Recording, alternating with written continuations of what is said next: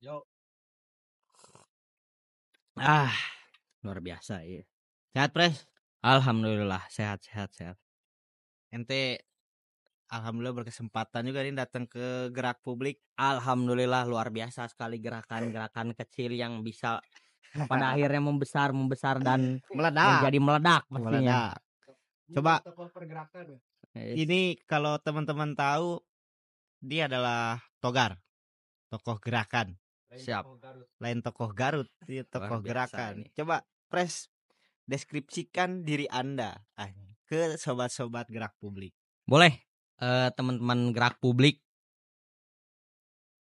Sekarang alhamdulillah berkesempatan buat hadir bersama Kakanda kita dan teman-teman bisa manggil saya. Sayang, Ya, panggil saya lah. Panggil saya boleh Arya. Arya. Kalau asli sebenarnya dari Garut nih. Asli Garut, Asgar. Asgar. Benar. Asli Garut. Cuman sekarang kemarin baru selesai menempuh pendidikan S1 di UIN Sunan Gunung Jati Bandung. Jurusan Pendidikan biologi. pendidikan biologi. Ya, pendidikan biologi. Menarik nih, pendidikan biologi tapi yang disuarakan setiap harinya tuh isu-isu kerakyatan, isu-isu sosial, dan gimana kok bisa gitu dari pendidikan biologis yang mana rumpun dan juga lokus keilmuannya itu tidak ada singgungannya dengan isu-isu kerakyatan. Jadi sebenarnya kalau bicara masalah pendidikan biologi justru itu kan jurusan aja gitu. Ya, Tapi untuk masalah kemanusiaan, masalah sosial dan masalah kerakyatan itu masalah kita semua gitu. Jadi itu bukan menjadi sebuah alasan untuk kita berhenti berjuang pada Ya. akhirnya. Karena perjuangan itu tidak akan berhenti. Kalau misalkan kata pepatah, ketika kita berpikir maka kita ada gitu. nice. Maka kehadiran kita dimanapun dan kapanpun ya harus membuat sebuah pergerakan. Nah, pergerakan itu yang membuat kita maju untuk maju lebih baik lah setidaknya. Kalau misalkan berbicara mengenai tadi kita pendidikan biologi tidak bisa bergerak lah istilahnya. Rasa-rasanya itu cukup naif gitu. Karena justru dengan dasar di pendidikan maka kita harus berpikir untuk bisa memajukan atau berpikir bagaimana caranya ini rakyat ini bisa lebih cerdas sebenarnya. Seperti itu sebenarnya. Oh, outputnya ke sana ya untuk mencerdaskan tunas bangsa dengan gerakan-gerakan yang sampai saat ini masih terus disuarakan dan Iya, digaungkan. betul. Dan sedikit menarik juga ini mungkin untuk teman-teman Gerak Publik bahwasanya Arya ini adalah seorang mantan presiden mahasiswa yang mana notabene secara latar belakang pendidikan kalau nggak salah ya Pres ya, Iya, antum kan dari Gontor ya. betul. Yang mana dulu nggak ada itu pembahasan di dalam pesantren karena saya juga kebetulan di pesantren membahas terkait Das Kapital kah, terus juga Wealth of Nation dan lain sebagainya yang mana turunannya menjadi sebuah aktualisasi gerak di tengah masyarakat untuk mengkritisi kebijakan-kebijakan yang sampai saat ini mungkin sedikit membuat risih di tengah masyarakat. Nah, itu proses transisinya gimana Pres dari yang tidak terlalu expert di dalam bidang itu sampai Pres saat ini bisa ada di posisi saat ini bahkan sampai mengeluarkan sebuah buku teman-teman yang mengkritisi kebijakan terkait sistem pendidikan yang ada di Indonesia. Gimana kira-kira perjalanannya Pres? Jadi waktu itu masuk kuliah tahun 2019 lah. Waktu itu masuk kuliah 2019. Kita dipertemukan dengan sistem-sistem yang begini-begini saja sebenarnya. Maksudnya bagaimana? Maksudnya adalah ketika itu Indonesia ini sedang kacau balau. Sampai pada akhirnya waktu masuk kuliah ada istilahnya reformasi di korupsi. Permasalahan di KPK, di KUHP. Di KPK lah khususnya. Itu mulai ada rasa terpantik lah. Kenapa mulai terpantik? Karena kita sebagai mahasiswa selalu didoktrin bahwa mahasiswa itu sebagai agen perubahan. mahasiswa agen perubahan yang harus sosial kontrol dan lain sebagainya gitu. Tapi permasalahannya adalah mahasiswa yang mana gitu. Maka yang harus diperhatikan adalah dulu 2019 ada rasa ingin tahu, ada rasa ingin gimana caranya kalau misalkan bukan kita siapa lagi? Ya, Kalau bukan betul. saya siapa lagi? Gitu. Karena kenapa? Karena waktu itu melihat bahwa perpindahan khususnya kemarin dari sebelumnya dari pesantren masuk ke kampus ini nggak tahu apa-apa gitu. Maka itulah mulai salah satu titik poin bahwa kita kalau nggak tahu maka kita harus bertanya. Kita kalau nggak tahu maka kita harus belajar.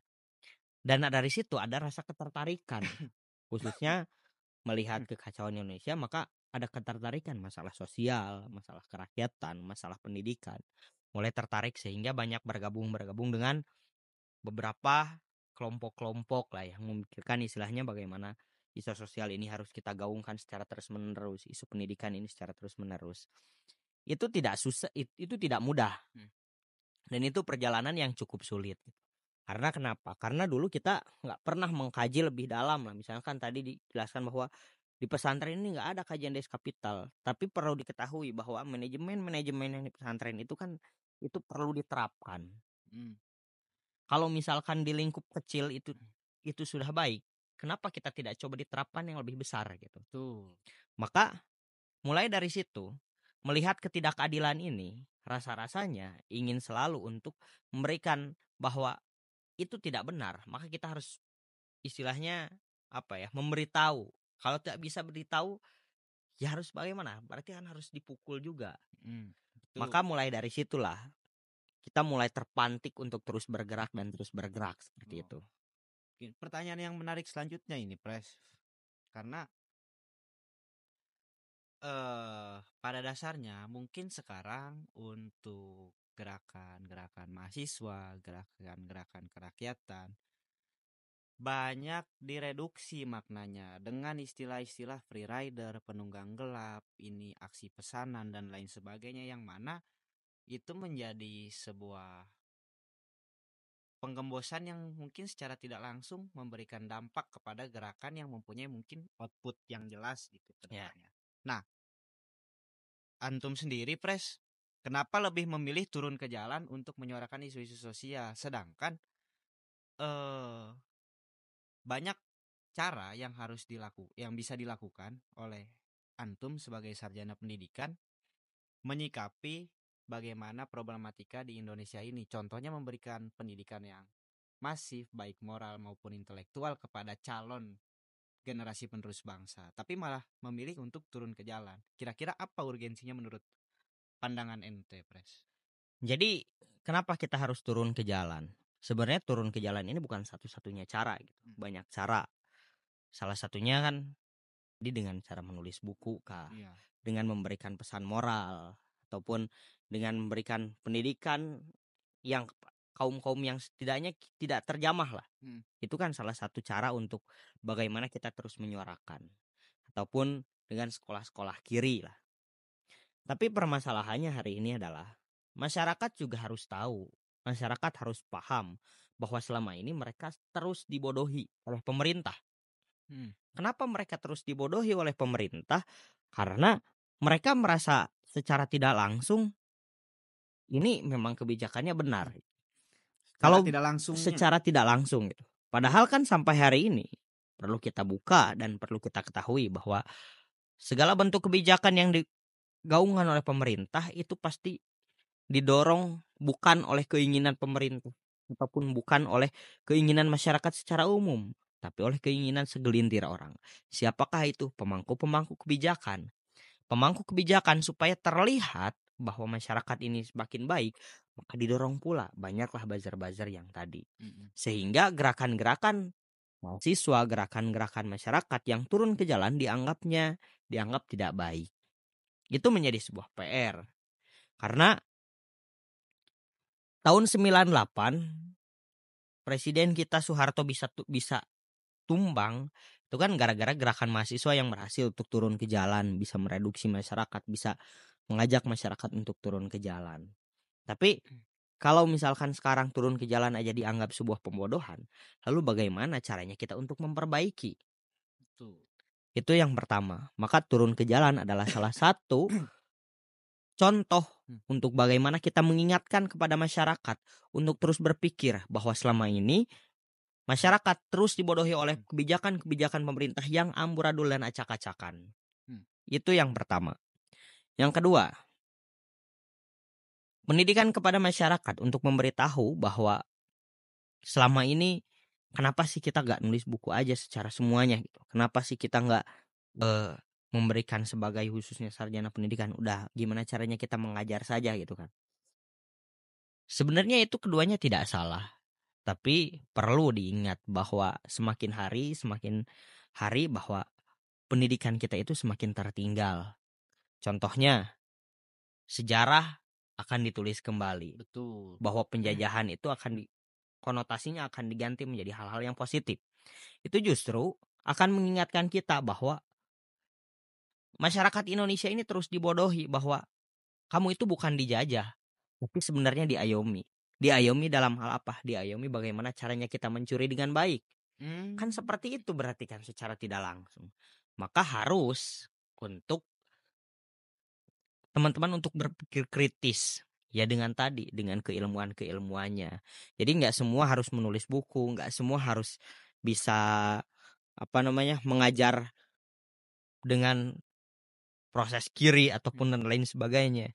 Tapi semuanya juga harus seimbang. Harus ada yang turun ke jalan, harus ada yang mengajar, harus ada yang di posisi-posisi manapun. Itu sebenarnya. Ini sedikit memotong dan mungkin menambahkan satu pertanyaan ya. Karena dirasa sekarang mungkin banyak isu-isu terbaru ya. Contohnya misalkan tambang kemarin, terus juga tipologi mahasiswa yang sudah sedikit berbeda gitu dari mahasiswa-mahasiswa pada umumnya dengan arus globalisasi yang menciptakan iklim hedonisme sehingga masyarakat ini tumbuh dan hidup berdasarkan tuntutan zaman atau gaya hidup yang harus mereka penuhi agar mereka diterima di tengah-tengah masyarakat. Itu kan juga jadi salah satu problem ya. Bagaimana melihat pergeseran fokus dari masyarakat yang mana dulu mungkin dari Pancasila ini ada turunannya gotong royong lah dan lain sebagainya. Mereka sekarang lebih memikirkan saya ini bisa diterima nggak sih di tengah masyarakat dengan cara ya mereka mengikuti arus, dan sedangkan yang membuat arus ini kan bisa dibilang perlu instrumen untuk membentuk arus. Ente pres antum sebagai salah satu pembuat arus di tengah masyarakat dengan keterlibatannya di berbagai organisasi kemahasiswaan baik itu BEM, BEM-SI, BEMNUS dan juga organisasi-organisasi lain. Kira-kira apa sih yang jadi tantangan di tengah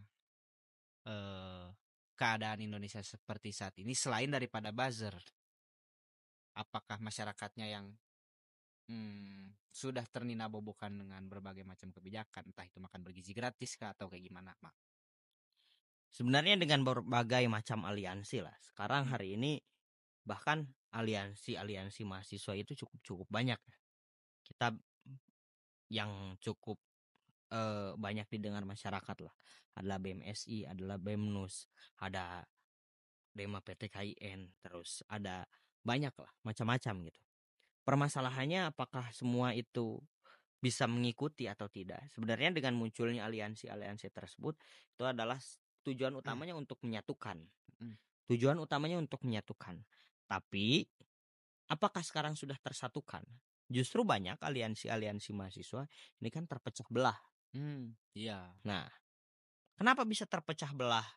Itu pertanyaan yang cukup sebenarnya memantik juga. Kenapa aliansi BEM itu bisa terpecah belah? Itu adalah salah satunya adalah bentuk pemikiran yang semakin hari semakin banyak. Tapi apakah ada ikut campur andil pemerintah? Itu kan sebenarnya pertanyaannya mendasar. Apakah ada campur tangan pemerintah sehingga BEM ini bisa terpecah belah? Kalau misalkan berbicara secara jauhnya, mungkin ada.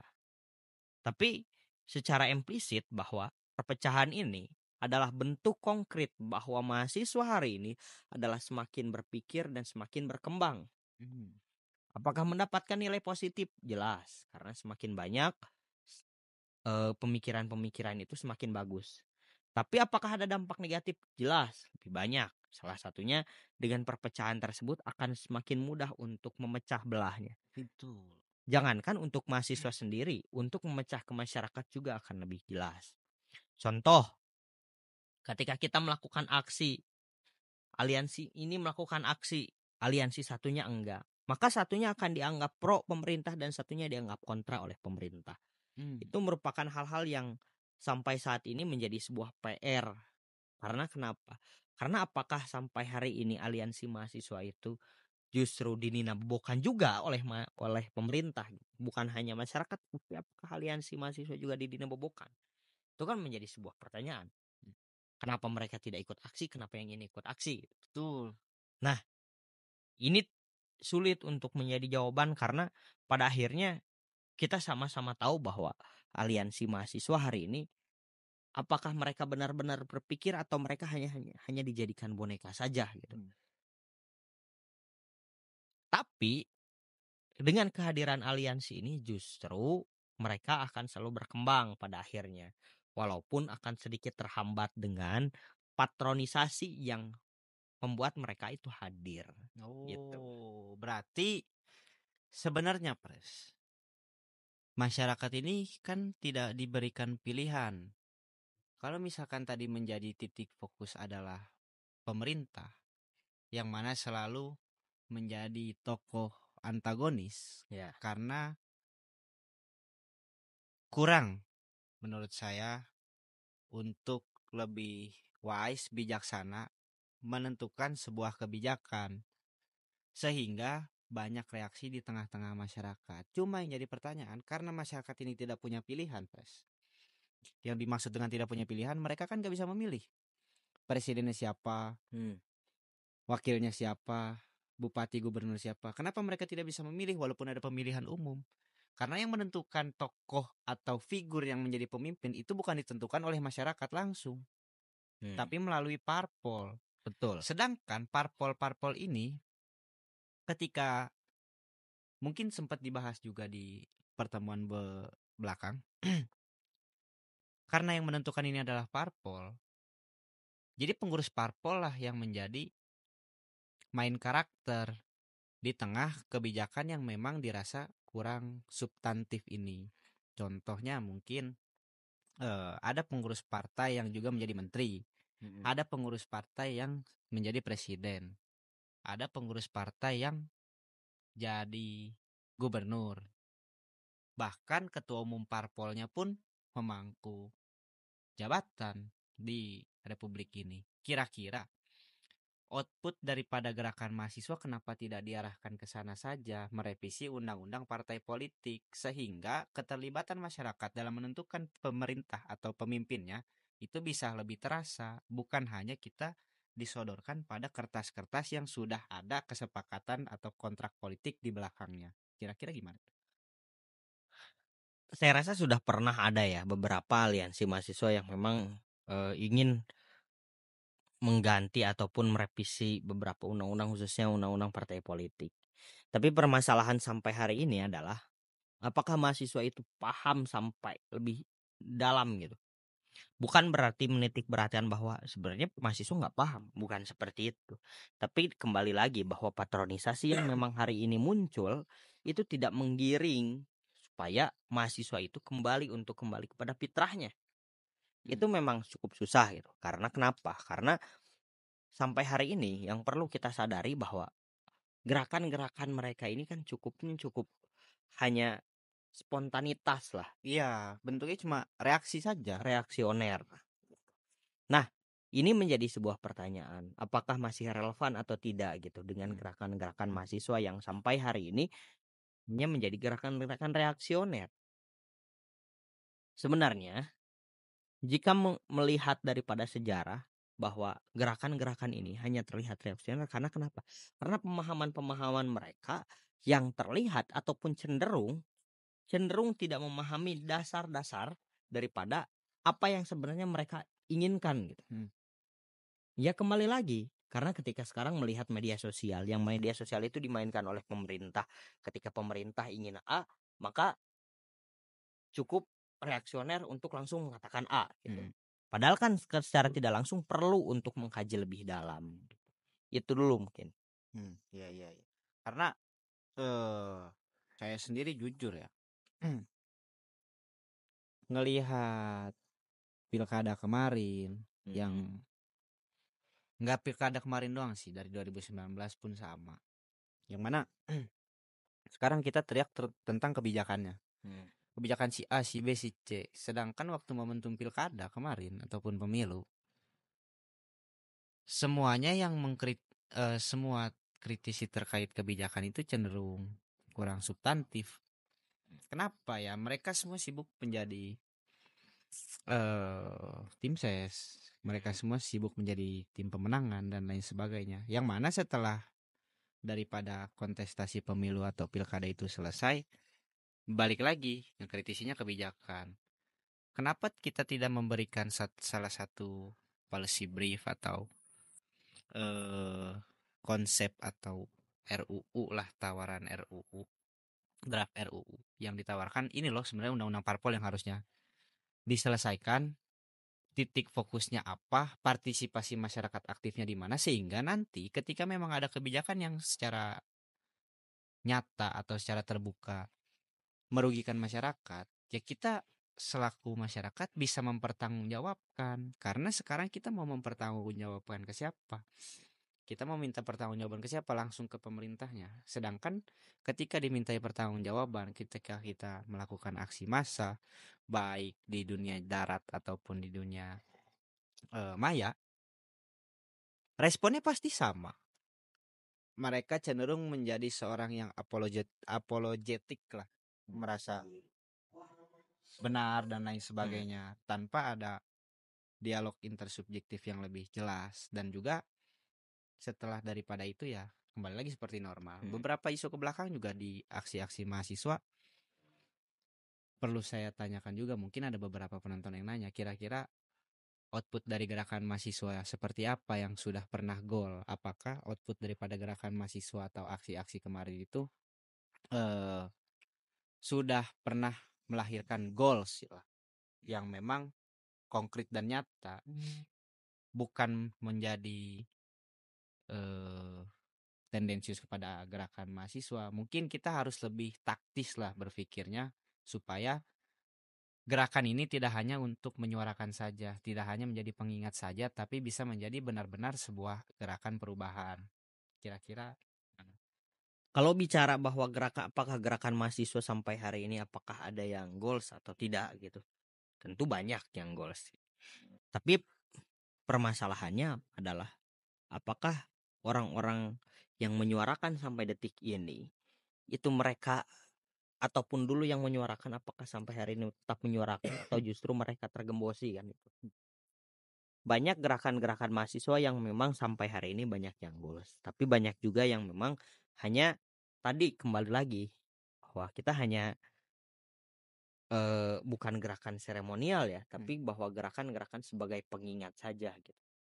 Itu kembali lagi bahwa yang perlu diingat bahwa gerakan-gerakan mahasiswa sekarang kita harus sama-sama merefleksikan diri, banyak-banyak merefleksikan, karena gerakan mahasiswa ini terlalu banyaknya itu masih perlu untuk mengkaji lebih dalam. Nah, kita kembali lagi lah sebelum nanti pembahasannya lebih jauh. Apakah gerakan mahasiswa saat ini itu adalah masih relevan gitu kan? Ya. Gerakan mahasiswa sekarang itu masih relevan gak sih dengan gerakan-gerakan turun ke jalan, gerakan-gerakan yang memang sampai saat ini banyak yang tiba-tiba ngancurin pagar lah istilahnya gitu. Gerakan mahasiswa hari ini banyak yang masih relevan, tapi banyak juga yang memang berkurang kerelevanannya. Kenapa?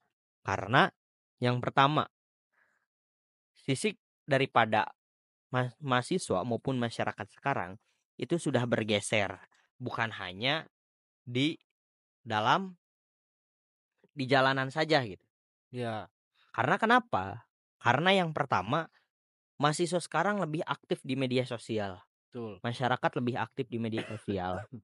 Yang kedua, masyarakat lebih ketika sekarang dari media sosial mereka bergeser. Mereka lebih mencintai ke hewan-hewan.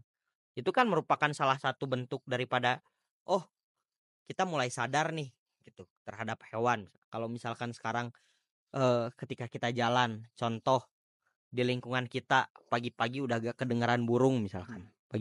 Berarti kan lingkungan kita kotor, lingkungan kita gak bersih. Ketika masyarakat sudah mulai sadar, nah kita bagaimana cara melihara burungnya, kita bagaimana cara memelihara kucing supaya ekosistemnya terjalan. Itu yang kedua. Terus gerakan-gerakan sekarang, ketika sekarang mereka sudah mulai bosan lagi, mereka pergi ke taman. Mereka mendengarkan musik lah, mendengarkan ataupun hanya berjalan-jalan di taman. Nah, ketika mendengar beberapa hal-hal tersebut, maka perlu kita sadari bersama bahwa gerakan-gerakan yang hanya untuk turun ke jalan, untuk menyuarakan, itu setidaknya sedikit demi sedikit harus bergeser. Tidak hanya turun ke jalan saja. Tapi gerakan-gerakan mahasiswa sekarang itu harus yang pertama merubah mindsetnya. Gak semua masyarakat sekarang itu setuju dengan gerakan-gerakan di jalan. Tapi apa? Masyarakat sekarang mereka lebih setuju dengan gerakan-gerakan yang lebih menyentuh hati. Contohnya, mereka mengingatkan ketika kita membacakan puisi di taman, ketika kita membuat acara-acara musik di taman, sembari menyempilkan sedikit demi sedikit pesan-pesan kepada masyarakat supaya tidak dibodohi. Lama-kelamaan, kesadaran-kesadaran tersebut akan muncul. Lama-kelamaan, masyarakat bukan hanya peduli terhadap hewan, bukan hanya terhadap lingkungan, tapi mereka juga peduli akan keamanan kita. Maka korelasinya adalah ketika kita sekarang sudah menyadarkan masyarakat, ketika kita sudah menyebarkan brosur bahwa ini adalah salah satu bentuk kecacatan negara, maka lama-kelamaan ketika kita turun kembali ke masyarakat ataupun turun kembali ke jalan, mereka tidak akan apa ya istilahnya menyoroti kita nanaonan sih istilahnya kayak gitu. Karena kenapa? Karena kita secara tidak langsung sudah turun ke mereka. Dan perlu disadari juga bahwa masyarakat selalu berbicara bahwa ketika mahasiswa bicara bahwa hidup mahasiswa, hidup masyarakat, pasti pertanyaannya masyarakat yang mana yang mereka perjuangkan gitu.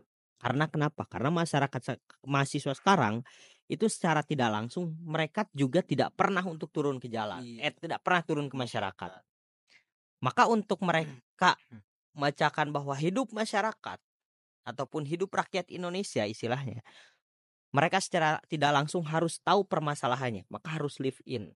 Betul. Kekurangan kita di klaim situ. aja. Nggak bisa klaim aja gitu. Maka gerakan-gerakan mahasiswa sekarang itu harus bergerak, harus bergeser, bukan hanya turun ke jalan, tapi harus mengikuti juga. Kalau kata Adiana Pitupulu, bagaimana caranya kita mendengar jeritan masyarakat kalau kita tidak pernah hidup bersama masyarakat. Betul. Tapi izin motong, Pres. Mungkin itu salah satu proyek jangka panjang yang mana hasilnya atau goalsnya nggak bisa langsung dilihat dan dirasakan dalam waktu dekat karena itu bentuknya adalah gitu ya. proses Tapi untuk, penyadaran keturunan-keturunannya kepada masyarakat, apa proses gitu pendidikan keuntungannya, kepada kan kayak gitu masyarakat mungkin. melihat Ibaratnya gini lah, bagaimana Bos. caranya negara Kita ini punya emas, bekerja, ya. baik Terus dari kita jual segi emasnya, institusi pemerintahan di hasil eksekutif maupun jual emas, legislatif. kita jadi punya Cuma mobil, terus kita jadi untuk bisa sekolah, sekarang, kan Ya. gitu. Iya kan karena Jadi gitu. saya ngelihatnya punya emasnya sudah dijual, bergeser. tapi nggak kebeli Viral apa-apa no gitu. justice itu nyata. Gitu. Ya. Nah, Dan maksudnya kan kebijakan sekarang oke lah kalau dikatakan misalkan itu orang nggak bakal tahu ya berubah secara pendapatan ketika APBD di hampir Papua seluruh itu hampir berapa gitu ya. mayoritas jagat sosial Belum ini sempat cek. memviralkan hal tersebut. Dan pemerintah mungkin yang ditakutkan adalah salah satunya citra buruk. Ya. Ketika kita turun ke jalan, ini mah bahan diskursus aja. Saya juga sering turun ke jalan. Jadi bahan diskursus. Proses penyampaian aspirasinya itu memang tersampaikan. Menjadi atensi. Cuma ada side effect juga, yang mana pasca daripada aksi itu yang jadi titik fokusnya bukan lagi masalah isu yang sedang diangkat, tapi masalah keberlangsungan aksi ini apakah tertib, tentram, apakah ada represivitas dari aparat, apakah ada pengerusakan fasilitas publik, yang mana jadi bergeser isunya. Nah, sedangkan kalau kita menggunakan media sosial untuk menggaungkan salah satu campaign atau kampanye terkait misalkan Kemarin Raja Ampat lah contohnya. Raja Ampat misalkan, kita kan nggak turun ke jalan tapi kita memviralkan tersebut, yang mana dampak daripada itu lebih substantif dan juga lebih strike to the point daripada turun ke jalan. Dan juga yang pengen saya tahu ya, ketika nanti memang sudah bergeser daripada aksi jalan menjadi aksi dunia maya, instrumen yang memegang penuh kendali daripada internet itu negara. Entah itu dia mau di take down kah, entah itu dia mau ngerusak jaringan dan sinyal kah, servernya diputus kah, atau apa. Kira-kira setelah ada gerakan yang sudah efektif, dirasa efektif melalui dunia maya, dan pemerintah mulai sadar bahwasanya ya kalau mau viral nih viralin aja gitu. Kita bikin kebijakan toh sekarang udah gak ada yang turun ke jalan, karena kita sudah tahu polanya ketika nanti turun ke jalan kita geser saja isunya menjadi isu-isu represivitas, isu-isu pengerusakan fasilitas publik. Sudah ketemu nih poinnya dia. Kita geser mahasiswa nih dan juga masyarakat menjadi aksi dunia maya. Sudah ketemu, ya udah kalau misalkan kita udah nggak ada mahasiswa dan masyarakat yang aksi dan masyarakat bakal ngeviralin, kita tutup saja semua akses yang membahas masalah isu-isu tersebut. Kira-kira alternatif opsi ketika dua itu sudah tidak bisa dijalankan sekarang apa, Pres? Jadi sebenarnya ketika hari ini dunia maya semakin berkembang ya, berkembang pesat, aksi jalanan semakin meredup. Mahasiswa Bandung ini cukup cerdas sebenarnya. Betul. Karena kenapa? Karena keberjalanan antara di jalanan di dunia maya itu mereka sama-sama beriringan. Contohnya ketika hari ini mahasiswa Bandung ini terus memberikan pencerdasan kepada masyarakat. Dengan cara apa? Mereka saya rasa cukup jarang untuk melakukan aksi lah. Kecuali aksi Kamisan misalkan, mereka cukup aktif. Tapi hari ini mereka melakukan aksi itu bukan hanya di jalanan di depan gedung DPR, tapi mereka lebih sering melakukan aksi-aksi di taman-taman. Kenapa? Dulu pernah ada ataupun sampai hari ini juga masih tetap ada aksi Bandung Lautan Api. Iya. Aksi tersebut itu bukan hanya per event, misalkan ada omnibus misalkan mereka aksi gitu. Enggak, tapi itu di aksi tersebut itu juga aksi mahasiswa. Di dalamnya itu ada pembacaan puisi, pemberian makanan ke hewan. Terus nantinya ada konser-konser kecil, mini-mini konser. Pemberian informasi-informasi secara tempelan-tempelan. Itu nanti mereka akan dikalkulasikan. Nanti pada akhirnya itu finishkan di jalan dan dinaikkan ke dunia maya. Ketika di dunia maya gak bisa, mereka tetap untuk terus di jalanan. Tapi di jalanan gak bisa, pasti akan di dunia maya. Ketika dua-duanya gak bisa, mereka tetap akan memberikan informasi-informasi untuk terus di taman-taman kah, ataupun di jalanan kah, ataupun di jalan, di beberapa jalan yang sekiranya aktif lah gitu ya di Bandung.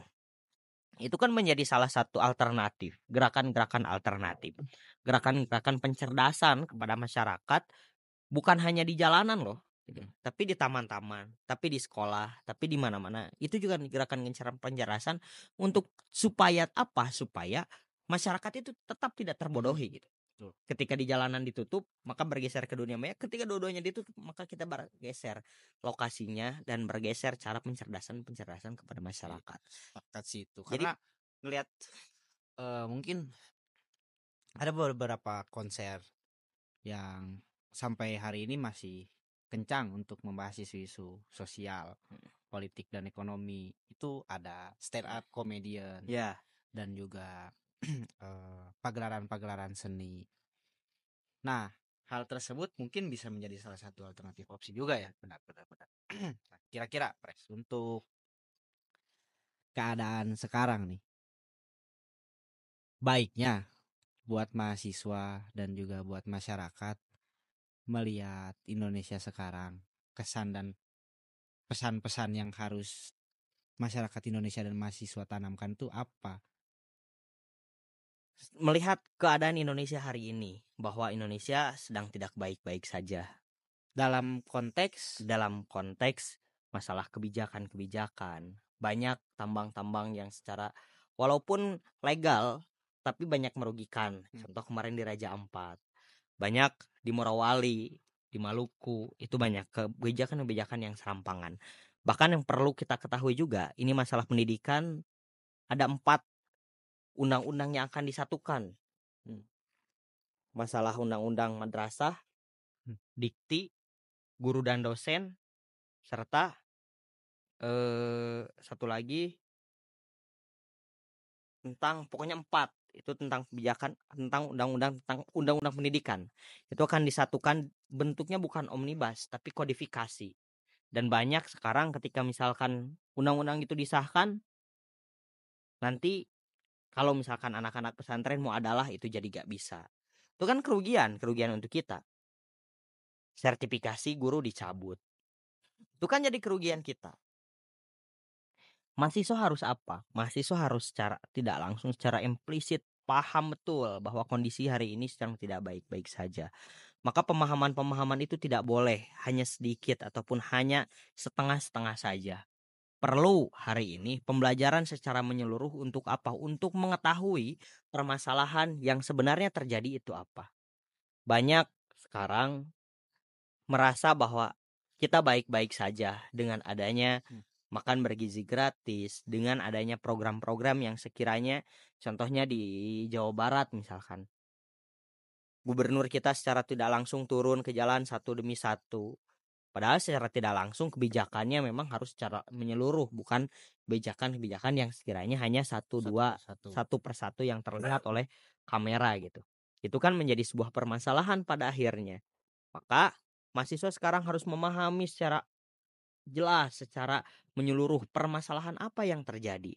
Jangan hanya permasalahannya terlihat di ujung saja ataupun terlihat hanya di depan kita, tapi yang jauh, yang dekat juga harus paham betul. Gitu. Benar-benar.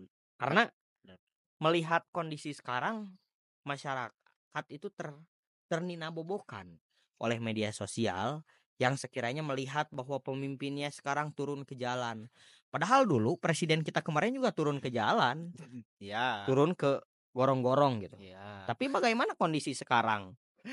Kondisi sekarang kan hutang semakin tinggi. Itu Demokrasi kan turun. Demokrasi turun. Itu kan hasil daripada turun ke gorong-gorong gitu kan. Berarti secara jadi semuanya turun kan. Jadi permasalahannya kita tidak boleh hanya melihat daripada media sosial saja, tapi harus melihat jelas secara permasalahan secara keseluruhan. Ya, benar. Karena Indonesia kan menganut sistem demokrasi ya. Ya. Yang mana sistem demokrasi ini bakal mati, bakal hancur dengan sistem itu sendiri. Ya. Ketika orang yang mengisi ruang-ruang demokrasi ini tidak siap. Karena demokrasi ini bukan siapa yang benar, tapi siapa yang banyak. Betul. Dan mungkin kiranya yang ingin saya tanyakan gitu ke Pres, kira-kira cara mendominasi masyarakat ini seperti apa untuk memberikan kesadaran bahwasanya kacamata publik itu tidak bisa didasarkan pada dislike and like. Ya. Karena benar kata Pres tadi bahwasanya sekarang lihat pemimpin tuh ya hanya sebatas suka dan tidak suka. Jadi banyak yang masih taklid, ngelihat turun ke jalan, oh ini peduli sama masyarakat, padahal di belakang izin tambang tanda tangan aja. Terus juga gaji guru nggak pernah disejahterakan dan lain sebagainya. Itu seperti apa? Mengikis pemahaman terkait like and dislike masyarakat kepada pemangku kebijakan. Karena yang harus dilihat ini adalah objektif kebijakannya. Itu seperti apa kira-kira langkahnya? Selain daripada gerakan-gerakan 3 tadi berarti ya. demonstrasi di depan gedung-gedung atau instansi pemerintahan, terus juga viral-viral di media sosial, dan juga gerakan alternatif di taman, konser musik dan lain sebagainya yang lebih masif dan efektif, kira-kira memberikan pencerdasannya bagaimana, Pres? Sebenarnya Indonesia ini cukup sulit untuk maju. Ketika pendidikannya justru Indonesia ini jauh-jauh sangat tertinggal. Kalau misalkan ngomongin tiap ganti kebijakan ganti menteri, tiap ganti menteri ganti kebijakan gitu. Di pendidikan juga sebenarnya sama. Contohnya tadi sejarah akan diganti. Itu kan salah satu bukti bahwa Indonesia ini sebenarnya nggak baik-baik saja gitu.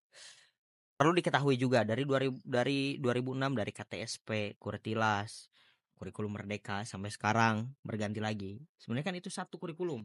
Indonesia ini nggak punya tujuan yang jelas ke depannya. Bagaimana pencerdasan itu akan muncul ketika orang yang mencerdaskan itu tidak disejahterakan.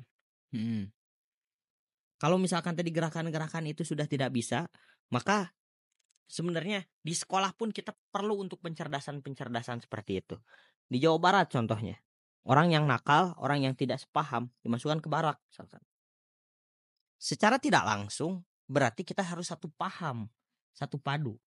Padahal di sekolah itu tidak diajarkan bagaimana kita cara melawan pemerintah yang tidak pro terhadap masyarakat. Tidak dijelaskan. Karena kenapa? Karena kurikulumnya memang harus satu padu. Maka salah satu caranya adalah bagaimana caranya untuk mencerdaskan itu ya dari sekolahnya dulu. Kalau dari sekolahnya itu sudah siap, gurunya sudah oke, gurunya sudah bagaimana cara mampu untuk menjelaskannya supaya Indonesia sedang tidak baik-baik saja, maka kedepannya juga Indonesia akan baik-baik saja. Tapi apa kalau misalkan kayak begitu gak menjadi bumerang buat para tenaga pendidik juga, Pres? Hari ini tenaga pendidik Indonesia itu jauh daripada kata sejahtera. Karena kenapa? Karena perlu kita sadari bersama bahwa tenaga pendidik hari ini siapapun bisa menjadi tenaga pendidik. Ya. Dan itu justru menjadi bumerang untuk Indonesia. Kenapa pemerintah membiarkan hal itu semua terjadi? Karena yang perlu disadari adalah cara paling mudah untuk menghancurkan bangsanya ya hancurkan pendidiknya. Kalau pendidiknya sudah acak-acakan, maka secara tidak langsung negara ini akan tidak baik-baik saja. Benar. Gitu. Jadi lulusan misalkan pilot bisa jadi guru, pelaut bisa jadi guru. Itu kan jadi masalah sebenarnya. Karena kenapa? Teman-teman perlu disadari sekarang. Kita ini harus sarjana pendidikan ini harus PPG. Kenapa sarjana pendidikan tidak boleh PKPA? PPG sama PKPA apa nih? Jelasin dulu nih ke sobat gerak publik. Jadi teman-teman sekalian, kalau misalkan teman-teman mau jadi guru profesional, maka teman-teman harus ikut PPG gitu. Pendidikan profesi guru harus ada sertifikasi itu. Harus ada sertifikasi. Padahal kan kita 4 tahun sudah belajar.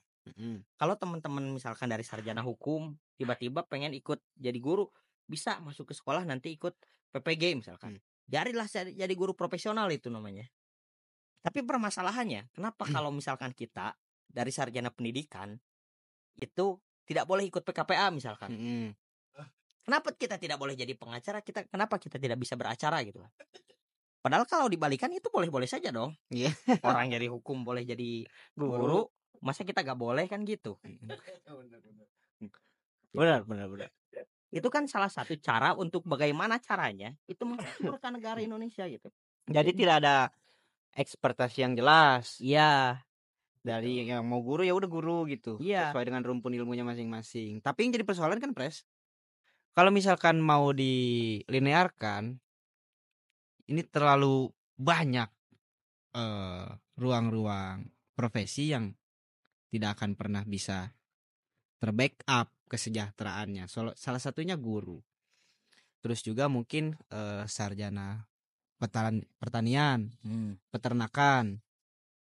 Tanpa menjadi sarjana pun sebenarnya menjadi peternak, dan itu sudah bisa gitu. Jadi kan semuanya pada akhirnya semua bisa guru. Tapi yang bisa menjadi guru di sekolah itu yang layak dan cocok secara tidak langsung itu merupakan sarjana pendidikan. Kalau misalkan bicara bahwa sarjana pertanian itu yang paling oke dalam bertani, itu tidak jelas tidak gitu. Karena kenapa? Karena masih ada orang-orang yang bertani, dia tidak sekolah pun dia expert.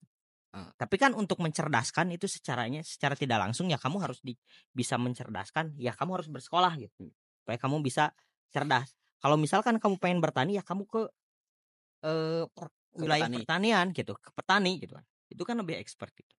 Tapi kan jadi gini tuh, perlu disadari bahwa di Indonesia itu sulit untuk mensejahterakan guru.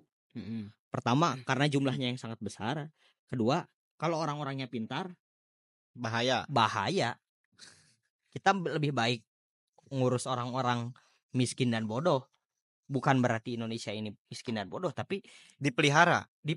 orang miskin dan orang bodoh itu dipelihara karena kenapa? Mereka itu makan Untuk hidup.